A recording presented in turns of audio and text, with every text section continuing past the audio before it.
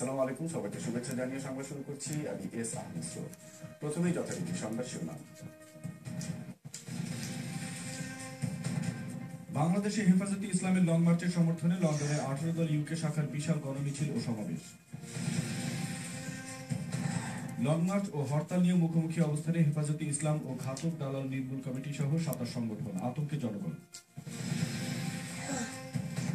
হেফাজতে ইসলামের শান্তিপূর্ণ কর্মসূচি বানচাল করে অশান্তি সৃষ্টির উদ্দেশ্যে পাল্টা কর্মসূচি দেওয়া হয়েছে, অভিযোগ বেগম খালেদা জিয়া। এবং উত্তর কোরিয়ার পরমাণু হামলার হুমকির মুখে প্রশান্ত মহাসাগরীয় দ্বীপ গোয়ামে প্রতিরক্ষা ঢাল হিসেবে ক্ষেপণাস্ত্র পাঠাচ্ছে যুক্তরাষ্ট্র।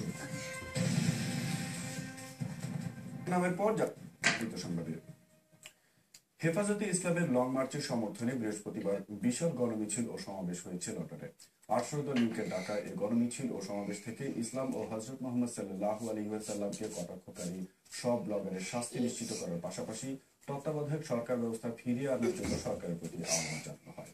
বিস্তারিত জানাচ্ছেন কামাল মেহেদী। 18 দল ইউকে আয়োজন করে যাত্রা শুরু করে মিছিলটি।